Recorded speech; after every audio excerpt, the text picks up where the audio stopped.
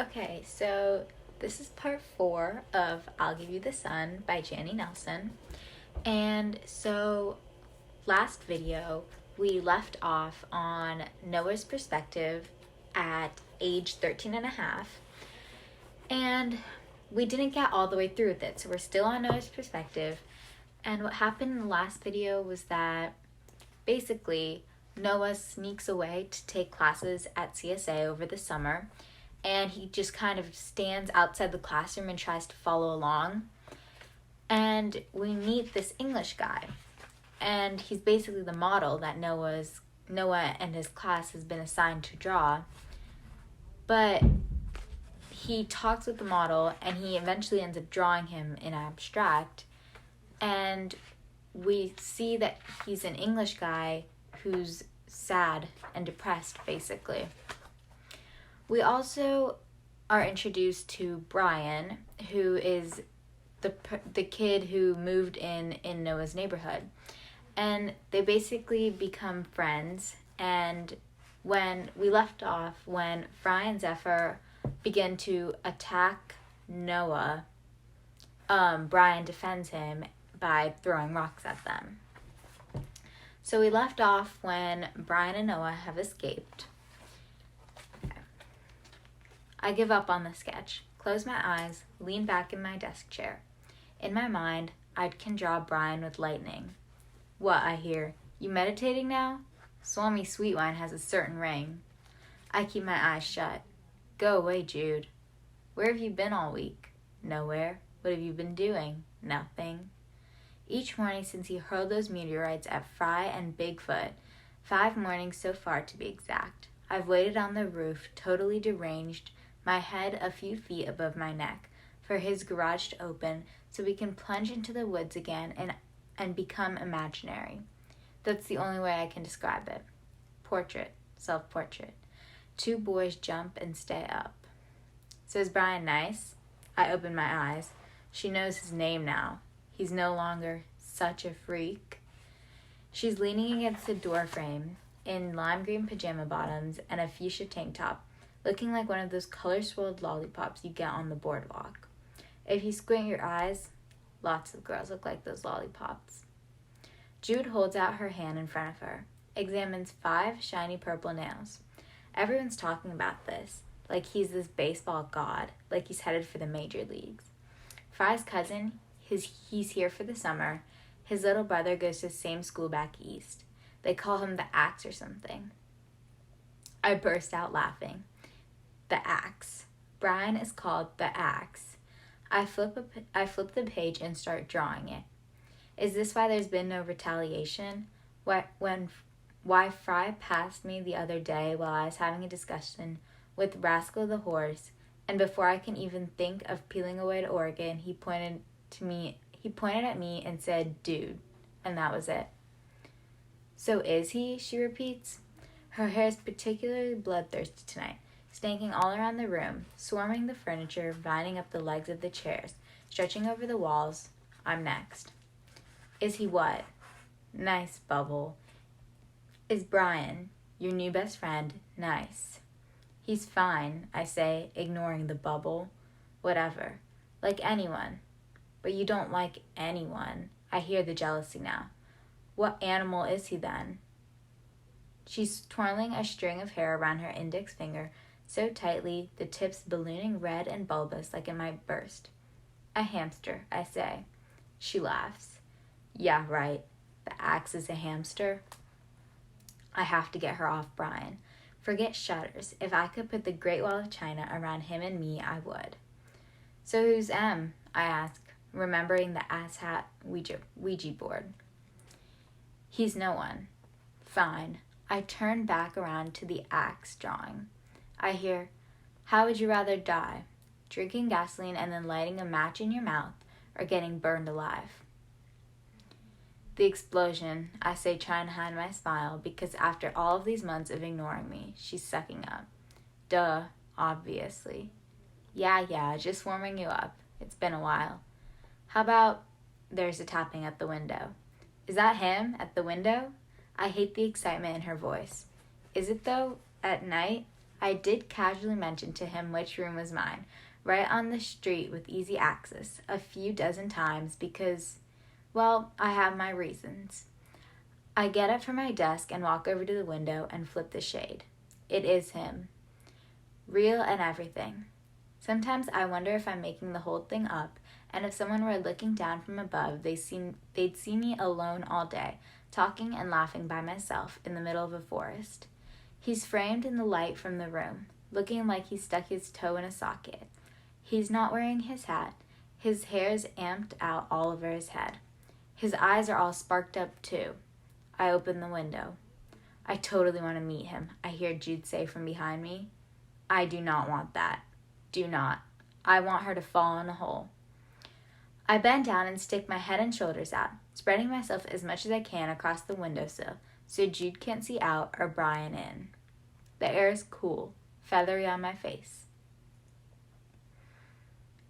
Hey, I say, like he always knocks at my window at night and I'm not gunning inside at top speed. You gotta come up, he says. Got to. It's clear, finally. And no moon. It's an intergalactic gorge fest up there. Really, if someone told me I could hang out in Da Vinci's studio while he painted the Mona Lisa, or go up on Brian's roof with him at night, I'm on the roof. The other day, he mentioned us going to some movie about an alien invasion, and I almost blacked out thinking of it. I'd rather sit next to Brian for 2 hours in a dark theater than have a wall painting party with Jackson Pollock. The only problem with spending time with him in the woods all day is that there's so much space in there. The trunk of a car would be better, or a thimble. Despite my efforts at hogging the window, I feel myself getting shoved aside as Jude squeezes her head and then her shoulders out beside mine until we're a two-headed hydra. I watch Brian's face light up at the sight of her and get seasick. Portrait. Jude drawn and quartered. Hi, Brian Connolly, she says in a flirty, bouncy way that makes my body temperature drop several degrees. When did she learn to talk like that? Wow, you guys look nothing alike. I thought you'd look like Noah, except with boobs, Jude interjects. She said boobs to him. And why was he thinking about what she'd look like anyways? Brian cracks the half smile. I need to throw a bag over his head before Jude comes under the spell of his strange squinting eyes. Do they have those burqa things for guys? At least he hasn't licked his lips, I think. Well, yeah, exactly, he says to her and licks his lips. Though I'm pretty sure I would have phrased it differently. It's over. His eyes are squinting. My sister's a lollipop. Everyone loves lollipops, and my head's been replaced by a cabbage. You should come up too. I was going to show your brother Gemini, the twins, you know, so it's perfect. Your brother? I'm her brother now? Portrait. Jude in her new home in Timbuktu. She's about to speak, to say cool or awesome or I love you, so I ram her with my elbow. It's the only practical solution. She returns the ram with a ream to my ribs. We're used to concealing battles under tables at restaurants or at home, so keeping Brian out of this particular scuffle is a piece of cake until I blurt out, she can't come. She has to go to the Ubadawasau for Sidojikoka. I'm just making sounds, throwing syllables together, hoping they'll collide and find a meaning in Brian's head, as I, in one spectacular spastic motion, hoist myself up and then frog leap out the window, only narrowly landing on my feet and not tumbling head first into Brian. I right myself, brush the hair out of my eyes, noting the dampness of my forehead, and then turn around and place my hand on the bottom of the window and start pulling down, only at the last minute deciding not to decapitate my sister. Instead, I push her shoulder to get her and her yellow strangling sweep of hair and purple nails and shimmery blue eyes and bouncing, bobbling boobs back inside. Jesus, Noah, got the hint. Nice to meet you, she manages before I slam down the window. You too, he says, rapping on the glass with his knuckles. She raps back 2 confident, knowing raps that match the confident, knowing smile on her face. It's like they've been rapping back and forth their whole lives and have their own special Bengal tiger to lollipop Morse code. Brian and I walk down the road in silence. I've broken into a full body sweat. I feel exactly the way I do when I wake up from the dream where I'm naked in the school cafeteria and only have those flimsy, pathetic napkin squares to cover myself up. Brian speaks to what just happened succinctly. Dude, he says, mental. I sigh, mumble, thanks, Einstein. And then to my surprise and relief, he starts to laugh. Fountainous, mountainous laughter. So mental. He karate chops the air. I mean, I thought you were going to slice her in half with the window. This sends him on a rollicking ride of hysterics that I soon find myself on too. Further fueled when Prophet starts in. Where the hell's Ralph? Where the hell's Ralph? Oh my God, that freaking bird. Brian holds his head with both his hands. We have to find Ralph, man. We have to. It's a national emergency. He doesn't seem to care a bit that you didn't come with us. Maybe I imagine it all. Maybe his face didn't light up at the sight of her. Maybe he didn't blush at her words. Maybe he doesn't even like lollipops. The axe, I say, feeling loads better. Oh man, he groans. That was fast. There's both embarrassment and pride in his voice. He holds up his right arm. No one messes with the axe.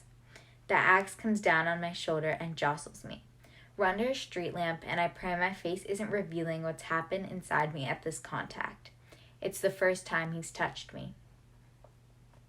I follow him up the ladder to the roof, my shoulders still tingling, wishing the ladder went for miles and miles. Portrait. Self-portrait. Two boys breaking out of the two boys.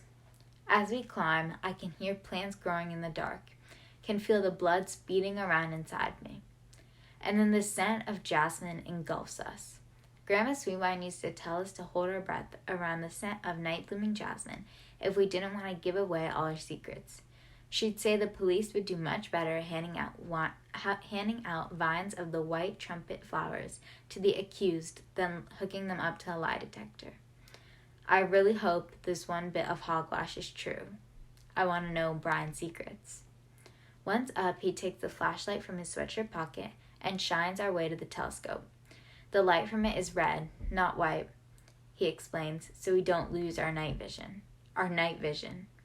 While he's crouched over a bag at the foot of the telescope, I listen to the crashing sea, imagining all the fish swimming through the endless freezing darkness. I could never be a fish, I say. Me neither, he replies, his words obstructed by the end of the flashlight, which he's holding in his mouth so he can use both hands to rifle through the bag. Maybe an eel, though, I say, still amazed how I say aloud so many things I normally just say to myself. It'd be cool to have electric body parts, like your hair.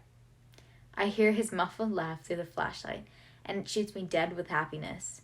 I'm thinking the reason I've been so quiet all these years is only because Brian wasn't around yet for me to tell everything to. He takes a book out of the bag, then standing, flips through it until he finds what he's looking for. He passes the open book to me, then steps real close so he can shine the flashlight, back in his hands now, on the page. Here, he says, the twins. I feel his hair on my cheek, on my neck. I have the same feeling I get right before I start crying. That star, he says, pointing, is Castor. That one, Pollux. They're the heads of the twins. He takes a pen out of his pocket and starts drawing. It's a glow-in-the-dark pen. Cool. He makes light lines between stars until two stick figures appear. I can smell his shampoo, his sweat. I breathe in deeply, silently. They're both dudes, he says. Castor was mortal, Pollux immortal. Do guys normally stand so close to other guys? I wish I'd paid more attention to these kinds of things before. I notice my fingers are trembling, and I can't be 100% sure they won't reach across the air and touch his bare wrist or neck, so I slip them in the hand jails to be safe.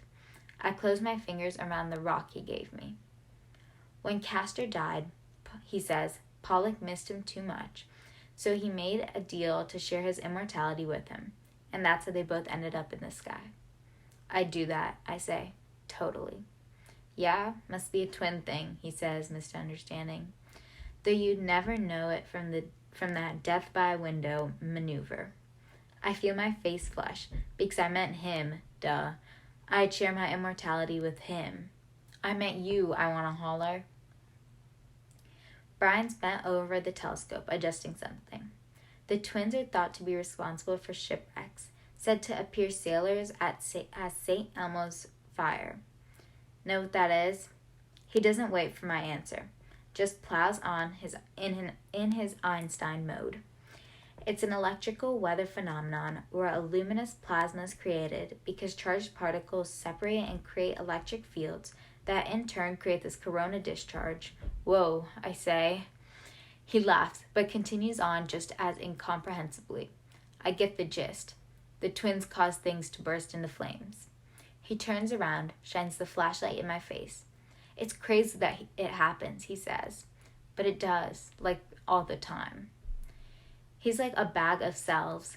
This Einstein one, the fearless meteorite-hurling god, the crazy laughing guy, the axe. There's more too, I know it. Hidden ones, truer ones. Because why is his inside face so worried? I grab the flashlight out of his hand and shine it on him. The wind's billowing his shirt against his chest. I want to flatten the ripples with my hand. Want to so bad my mouth goes dry. It's not just me that's staring this time.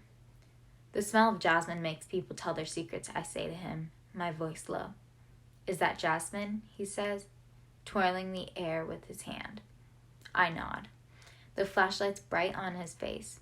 It's an inquisition. Why do you think I have secrets? He crosses them. He crosses his arms. Who doesn't? Tell me one of yours then. I pull out a fairly harmless one. They're juicy enough to get him to reveal something good. I spy on people. Who? Well, basically everyone. Usually I'm drawing, but sometimes not. I hide in trees, bushes, on my roof with the binoculars, wherever. Ever get caught? Yeah, twice. Both times by you. He laughs a little. So, ever spy on me? The question makes my breath catch in my throat. The truth is, after an in-depth investigation, I've determined his room's spy-proof. No, your go. Okay. He motions toward the ocean. I can't swim. Really? Yeah, hate the water. Don't even like hearing it. Bats freak me out. Sharks freak me out. Living here freaks me out. You go. I hate sports, but you're fast. I shrug. Go. Okay. He licks his lips, then exhales slowly. I'm claustrophobic. He frowns. I can't be an astronaut now. It blows. You weren't always? No. He looks away from a split second, and for a split second, I see his inside face again. Your turn. I flick off the flashlight. My turn, my turn, my turn. I want to put my hands on your chest. I want to be in a thimble with you. I keyed my father's car once, I say. I stole a telescope from school. It's easier with the flashlight off. The words falling in the dark, like apples from trees. Rascal, the horse across the street, talks to me. I can tell he's smiling, then not. My dad left. I pause. I wish my dad would. No, you don't, he says, his voice serious. It sucks. My mom spends all her time on this thing called Lost Connections, writing him notes he's never going to see. Totally pathetic. There's silence. Oh, still my go? I do math problems in my head, like all the time. Even on the pitcher's mound. Right now? Right now. Like I mind paint. Yeah, probably. I'm scared I suck, I say. He laughs. Me too. I mean, suck bad. Me too, he insists. We're quiet for a second. The ocean rumbles beneath us. I close my eyes, take a breath. I've never kissed anyone. No one, he says? No one meaning no one. Does this mean something? No one. Then the moment stretches and stretches and stretches, then snaps. He says, "A friend of my mom's came on to me." Whoa. I turn the flashlight back on his face. He's blinking, looking uneasy, embarrassed. I watch his Adam's apple as he swallows once, then again. "How old? How much on?" I ask instead of what I want to ask, wishing he'd used a pronoun. Was it a boyfriend? "Not that old. On enough. Just one time. No big deal." He takes the flashlight out of my hand and goes back to the telescope, ending the conversation. Clearly it was a big deal. I have Googleplex of questions about on enough, which I keep to myself. I wait in the cold air where his body was. "Okay," he says a little while later. "All set up." I go behind the telescope, peer into the eyepiece, and all the stars crash down on my head. It's like taking a shower in the cosmos. I gasp. "Knew you'd freak," he says. "Oh man, poor Van Gogh," I say. "Starry Night could have been so much cooler." "I totally knew it," he explains. "If I were an artist, I'd go crazy. I need something to hold on to, besides him." I grab one of the legs of the telescope with my hand. No one has ever been this excited to show me something. Not even Mom. And he kind of just called me an artist. Self-portrait, throwing armfuls of air into the air. He comes up behind me. "Okay, now check this out. You're going to lose your mind." He leans over my shoulder and pulls down some lever, and the stars rush even closer, and he's right. I am losing my mind, but not because of the stars this time. "Can you see the twins?" he asks. "Because they're in the upper right quadrant." I can't see a thing because my eyes are closed. All I care about the cosmos is happening here on this roof. I think about how to respond so his hand stays on that lever, so he remains this close to me. So close I can feel his breathing on the back of my neck. If I say yes, he'll probably step backwards. If I say no, maybe he'll adjust the telescope again and we can stay like this a minute longer. "I don't think I see them," I say, my voice rough, unsteady. This was the right answer because he says, "Okay, here." And he does something that brings not only the stars, but him a breath closer. My heart stops beating. My back is to his front, and if I move an inch backward, I'd fall into him. And then, if it were a movie, not one I've ever seen, mind you, he'd put his hands all over me. I know he would. And then I'd twist around and we'd melt together like hot wax. I can see it happening in my head. I don't move. "Well," he breathes the word more than says it. And that's when I know he feels it too. I think about those guys in the sky, causing shipwrecks, causing things to burst into flames, just like that, with no warning. "It's crazy that it happens," he'd said about them, but it just does. It just does. It's happening to us. "I have to go," I say, helpless. "What makes you say the opposite of what every cell in your body wants you to say?" "Yeah," he replies. "Okay." The Hornet Girls. Courtney Barrett, Clementine Cohen, Lulu Mendes, and Heather somebody are propped up on the big rock beside the trailhead when Brian and I come out of the woods next afternoon. At the sight of us, Courtney leaps from her perch, lands with hands on hips, creating a pink bikini-clad human roadblock in our path, thereby cutting short my diatribe about the genius of the blobfish, the world's most underrated waste-of-space animal, forever in the shadow of the three-toed sloth. This followed Brian's breaking news story about a boy in Croatia he read about on the web who's magnetic. His family and friends throw coins at him, which stick, as do frying pans. He says this is indeed possible for a gobbledygook reason I didn't follow. "Hey," Courtney says. She's a year older than the other Hornets, going into high school next year, so the same age as Brian. Her smile is all scarlet lips, sparkling white teeth, and menace. The antennae on her head are pointing right at him. Wow, she exclaims. Who knew you were hiding those eyes under this silly hat? Her bikini top, 2 pink strips, and a string covers very little of her. She plucks the string, revealing a secret line of white skin that wraps around her neck. She's plucking it like a guitar string. I watch Brian watch this.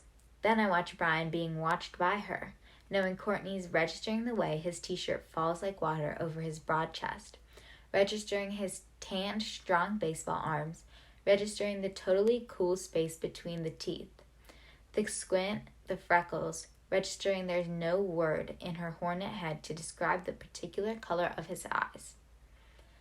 Think I take offense on behalf of my lucky hat, Brian replies, with a smoothness and coolness that drives spikes into my eardrums. Another Brian's emerging, I can tell. One I'm certain I'm not going to like at all. It occurs to me that Jude does this too, changes who she is depending on who she's with. They're like toads changing their skin color. How come it's always just me? Courtney fake pouts. No offense intended. She lets go of the bikini string and flicks the rim of his hat with 2 long fingers. Her nails are the same purple color as Jude's. Why lucky, she says, tilting her head, tilting the whole world so everything flows in her direction. Without a doubt, this is the girl who's been giving Jude flirting lessons. Hey, where is Jude? How come she skipped this ambush? It's lucky, he says, because good thing happens when I wear it. It's possible Brian glances at me for a nanosecond when he says this, but lots of things are possible and extremely unlikely, like world peace and summer snowstorms and blue dandelions and what I think just happened on the roof last night. Did I imagine it? Each time I think of it, every 10 seconds or so, all day long, I faint inside. Clementine, posed on the rock, not unlike the girl model from CSA, her body in 3 triangles, says in the same hornet dialect as Courtney. Fry's cousin from LA says he wishes the rocks you threw at him didn't miss, so he could have charged people to see the scar when you're in the major league. She tells all this to the purple polished nails on one of her hands. Jesus, how blown away must Fry and Bigfoot have been by the axe and his bionic arm to admit defeat like this to a bunch of hornets. Good to know, Brian replies. Next time he acts like a jerk-off, I'll aim to maim. A wave of awe at Brian's comment ripples from girl to girl. Barf. Barf, barf. Something alarming's occurring to me, more alarming than the fact that Jude's joined this purple polished cult. It's that this Brian is cool. His alien kin have not only prepared him to pass, but to surpass. He's probably supernaturally popular at that boarding school.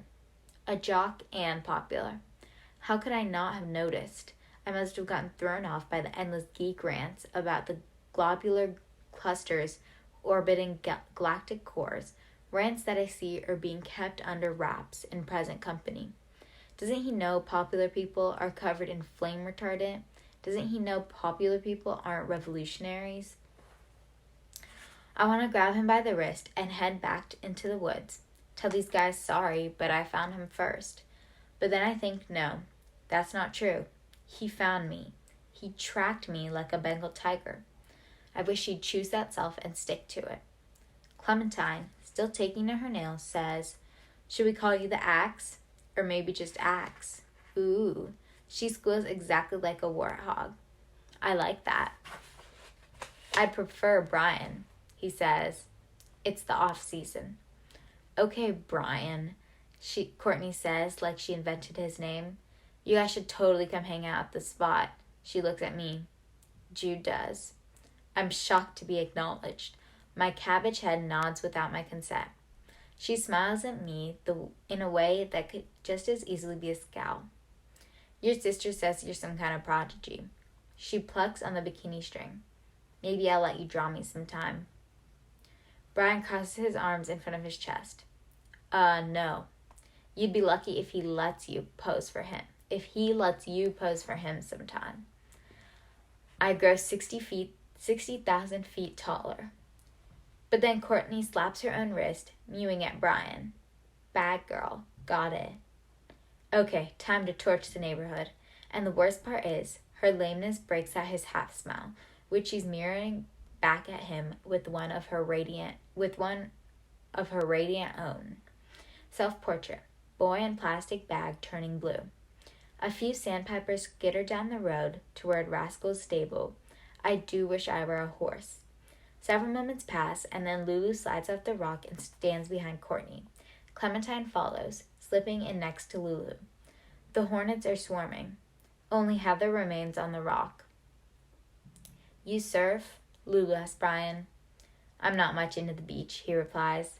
Not into the beach, Lulu and Courtney cry at once, but this inconceivability is eclipsed by Clementine, who says, Can I try on your hat? No, let me, Courtney says. I want to, says Lulu.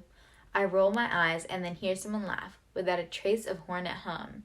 I look over at Heather, who's looking back at me sympathetically, like she alone can see the cabbage on my neck. I've hardly noticed her over there, or ever, even though she's the only one of the hornets who goes to the public middle school like we do. A mess of black curls, similar to mine, falls around her face. No antenna, and she looks more like a frog than a lollipop, a cockeyed tree frog. She's a chachi tree frog? She's the one I'd draw, perched in an oak, hidden away. I check her nails. They're light blue. Brian's taken his hat off his head. You choose, Courtney says, confident she'll be chosen. I couldn't, Brian says. He starts spinning the hat on his finger.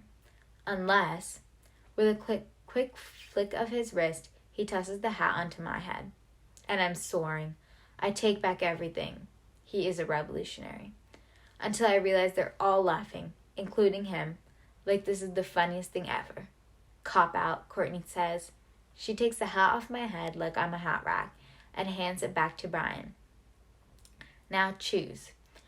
Brian smiles fully at Courtney, showcasing the space between his teeth, then cocks his hat over her brow, like she knew he would.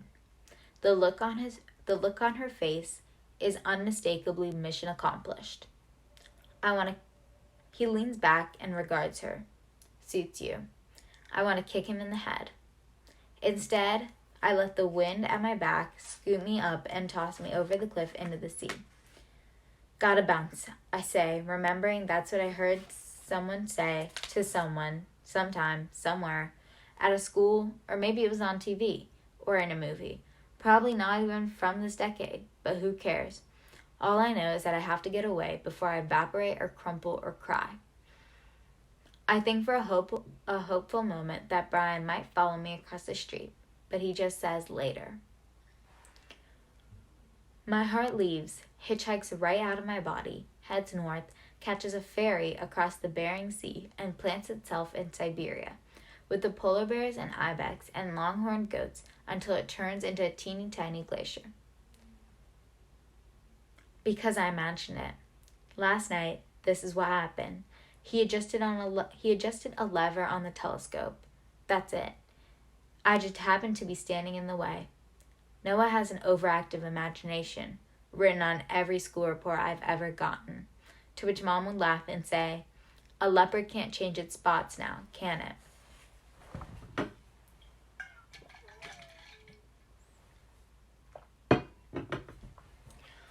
When I get inside the house, I go immediately to the front window that frames the street to watch them. The sky is overflowing with orange clouds, and each time one floats down, Brian bats it back up like a balloon. I watch him hypnotize the girls as he does the fruit in the trees, the clouds in the sky, as he did me. Only Heather seems immune. She's lying on the rock, looking at the orange paradise above, instead of in his direction. I tell myself, he didn't find me, didn't track me. He's not a Bengal tiger. He's just some new kid who saw someone around his age and mistakenly befriended him before the cool kids came along and saved him. Reality is crushing. The world is a wrong-sized shoe. How can anyone stand it? Self-portrait. Keep out. I hear Mom's footsteps only a moment before I feel the warm press of her hands on my shoulders. Beautiful sky, huh? I breathe in her perfume. She's changed kinds. This one smells like the forest, like wood and earth with her mixed in. I close my eyes. A sob's rising in me as if it's being pulled up by her hands. I keep it down by saying, only 6 months now until the application is due. She squeezes my shoulders. So proud of you. Her voice is calm and deep and safe. Do you know how proud I am? This I know, nothing else. I nod, and she wraps her arms around me. You're my inspiration, she says, and we rise together into the air. She's become my real eyes. It's like I haven't even drawn or painted anything until she's seen it. Like it's all invisible until she gets that look on her face and she says, You're remaking the world, Noah. Drawing by drawing. I want to show her the ones of Brian so bad, but I can't. As if he heard me thinking about him. He turns in my direction, all silhouette in the firelight. A perfect painting so good it makes my fingers flit at my side. But I'm not going to draw him anymore. It's okay to be addicted to beauty, Mom says, all dreamy. Emerson said, beauty is God's handwriting. There's something about her voice when she talks about being an artist that always makes me feel like the whole sky is in my chest. I'm addicted to it too, she whispers. Most artists are. But you're not an artist, I whisper back. She doesn't respond, and her body is tensed up. I don't know why. Where the hell's Ralph? Where the hell's Ralph? This untenses her, and she laughs. I have a feeling Ralph is on his way. She says, the second coming is at hand. She kisses the back of my head. Everything's gonna be okay, sweetheart, she says, because she's a people mechanic, and I always know when I'm malfunctioning. At least that's why I think she says it. Until she adds, it's gonna be okay for all of us, I promise. Before we even land back on the rug, she's gone. I stay, staring out the window until darkness fills the room, until the 5 of them walk off in the direction of the spot, Brian's lucky hat on Courtney's lucky head. Paces behind the rest, Heather glides along, still looking up. I watch her raise her arms swan-like, and then lower them. A bird, I think. Of course. Not a frog at all. I was wrong. About everything. The next morning, I do not go up on the roof at dawn because I'm not leaving my bedroom until Brian's back at boarding school 3,000 miles from here. It's only 7 weeks away. I'll drink the plant water if I get thirsty. I'm lying on the bed staring at a print on the ceiling of Munch's The Scream, and an off-the-hook painting I wish I made of a guy blowing a gasket. Like I am. Jude and Mom are bickering on the other side of the wall. It's getting loud. I think she hates Mom even more than she hates me now. Mom, you'll have plenty of time to be 25 when you're 25, Jude. Jude, it's just lipstick. Mom, lipstick you're not wearing, and while I'm on your bad side, that skirt is way too short. Jude, do you like it? I made it. Mom, well, you should have made more of it. Look in the mirror. Do you really want to be that girl? Jude, who else am I going to be? For the record, that girl in the mirror is me. Mom, it's really scaring me how wild you're getting. I don't recognize you. Jude, well, I don't recognize you either, Mother. Mom has been acting a little strange. I notice things too, like how she sits lobotomized at red lights long after they turn green and doesn't hit the gas until everyone starts honking at her. Or how she says she's working in her office, but spying reveals that she's really going through boxes of old photographs she got down from the attic. And there are horses galloping inside her now. I can hear them. Today, she and Jude are going to the city for another mother-daughter day to see if it can make them get along. Not a good start. Dad used to try to get me to go to ball games when they did this, but he doesn't bother anymore. Not since I spent a whole football game facing the crowd instead of the field, sketching faces on napkins. Or maybe it was a baseball game? Baseball. The axe. The axe hat. Jude rapid-fire knocks, doesn't wait for me to say come in, just swings the door open. I guess Mom won because she's lipstick-free and wearing a colorful sundress that goes down to her knees, one of Grandma's designs. She looks like a peacock tail. Her hair is calm, a placid yellow lake around her. You're home for once. She seems genuinely happy to see me. She leans against the doorframe. If Brian and I were drowning, who'd you say first? You, I tell her, glad she didn't ask me this yesterday. Dad and me? Please, you. Mom and me? I pause, then say, you. You paused. I didn't pause. You so did, but it's okay. I deserve it. Ask me. Mom or me? You, Noah. I'd always save you first. Even her eyes are clear blue skies, even though you almost beheaded me the other night. She grins. It's okay. I admit it. I've been awful, huh? Totally rapid. She makes an eye-bulging crazy face that cracks me up even in my mood. You know, she says, those girls are okay, but they're so normal. It's boring. She does a goofy fake ballerina leap across my room, lands on the bed, and shoulders up to me. I close my eyes. Been a while, she whispers. So long. We breathe and breathe and breathe together. She takes my hand, and I think how otters sleep floating on their backs in water, holding hands exactly like this, so they don't drift apart in the night. After a while, she picks up her fist. I did the same. 1, 2, 3, we say at the same time. Rock, rock. Scissors, scissors. Rock, rock. Paper, paper. Scissors, scissors. Yes, she cries. We still got it. Yes, we do. She jumps to her feet. We can watch the Animal Channel tonight. Or a movie? You can pick. Okay. I want to. Me too. I reply, knowing what she was going to say. I want to be us again too. Portrait. Self-portrait.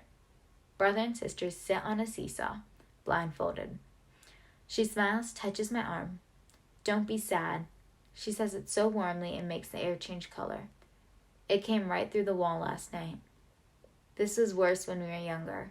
If one cried, the other cried, even if we were on different sides of the lost cove. I didn't think it happened anymore. I'm fine, I say. She nods. See you tonight, then, if Mom and I don't kill each other. She gives a salute and is off. I don't know how this can be, but it can. A painting is both exactly the same and entirely different every single time you look at it. That's the way it is between Jude and me now. A little while later, I remember that it's Thursday, which means life drawing at CSA, which means I'm ending my house arrest. Anyway, why should I stay locked up just because Brian's a popular axe hat jock covered in flame retardant who likes toilet-licking hornet girls like Courtney Barrett? My stand and footstool are where I left them last week.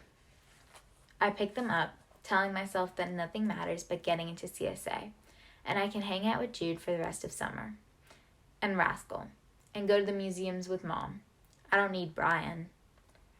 The teacher begins class, a different girl model today, lecturing about positive and negative space, about drawing the space around a form to reveal a form. I've never done this before and get lost in the exercise, not concentrating on finding the model by drawing what is not her.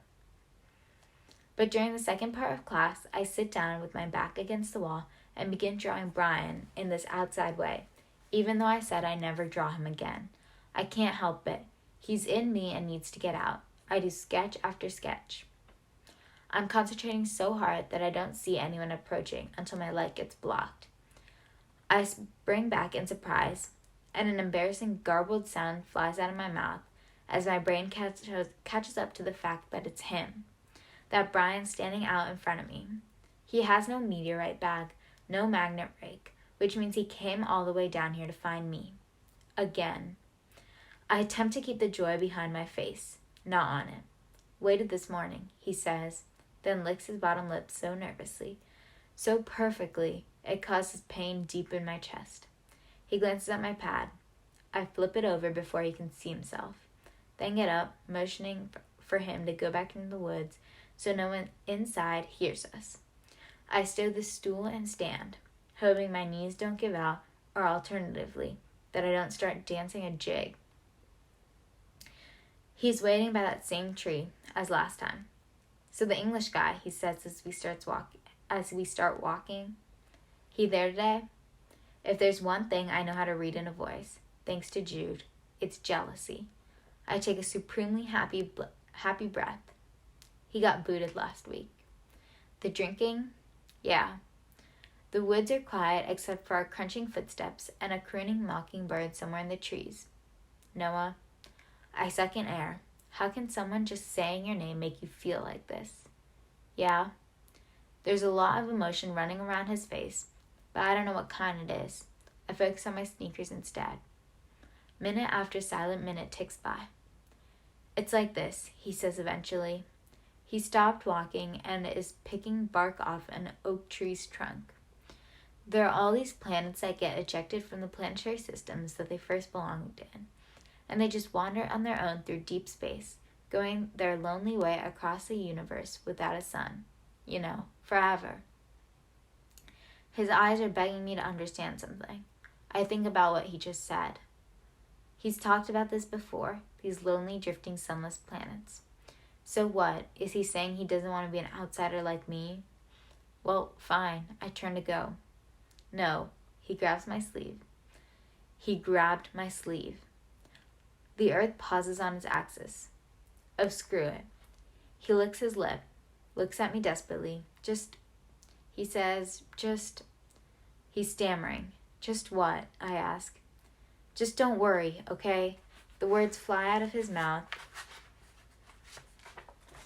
and loop around my heart and fling it right out of my chest. I know what he's saying. Worry about what? I say to mess with him. He half smiles. About getting hit in the head by an asteroid. It's extremely unlikely. Cool, I say. I won't. And so, I stop worrying. I don't worry when a few seconds later he says with a flowing grin, I totally saw what you were drawing back there, dude. I don't worry that I blow off Jude that night and every single night that follows. I don't worry when she comes home and finds Brian and the hornets on the deck, all of the hornets posing for me like some photo they saw in a magazine. I don't worry that night when she says, so mom wasn't enough? You have to steal all my friends too? I don't worry that those are the last words she says to me all summer. I don't worry that I seem to become cool by association. Me. That I hang out at the spot with Brian and countless surf tarts and asshats and hornets encased in his realm of calm, hardly ever feeling like a hostage, mostly knowing what to do with my hands, and no one tries to chuck me off a cliff or calls me anything but Picasso, a nickname started by Franklin Fry of all asshats.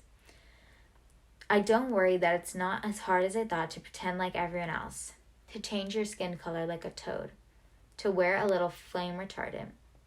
I don't worry that when Brian and I are alone in the woods, or up on his roof, or in his living room watching baseball, whatever. He puts up an electric fence between us, and never once do I risk death by brushing against it. But when we're in public, like at the spot, the fence vanishes and we become clumsy magnets, bumping and knocking into each other, grazing hands, arms, legs, shoulders, tapping each other on the back, even occasionally on the neck, for no good reason, except that it's like swallowing lightning. I don't worry that all through the movie about the alien invasion, our legs microscopically drift. His right, mine left, until halfway through, they find each other and press so hard against each other for 1, 2, 3, 4, 5, 6, 7, 8 delirious seconds that I have to get up and run to the bathroom. Because I'm exploding. I don't worry that when I get back to my seat, it all starts again, but this time our legs find each other immediately, and he grabs my hand beneath the armrest and squeezes it, and we electrocute and die. I don't worry that when all this happened, Heather was on my other side and Courtney on his. I don't worry that Courtney still hasn't given Brian his hat back, or that Heather doesn't take her ancient gray eyes off me. I don't worry that Brian and I never kiss, Not once, no matter how much mind control I exert on him. No matter how much I beg God, the trees, every molecule I come across. And most important, I don't worry when I come home one day and find a note on the kitchen table written by Jude asking Mom to come down to the beach and see a sculpture she's building out of sand. I don't worry that I take the note and bury it at the bottom of the garbage can. I don't worry, not really, even though it makes my stomach hurt to do it. No, not my stomach. It makes my soul hurt that I could do it, that I actually did. I should have been worrying. I should have been worrying a lot. Okay, so we're not quite finished with part 3 yet, but we're just going to finish it in the next part of the video. And a link to the next part will be posted soon.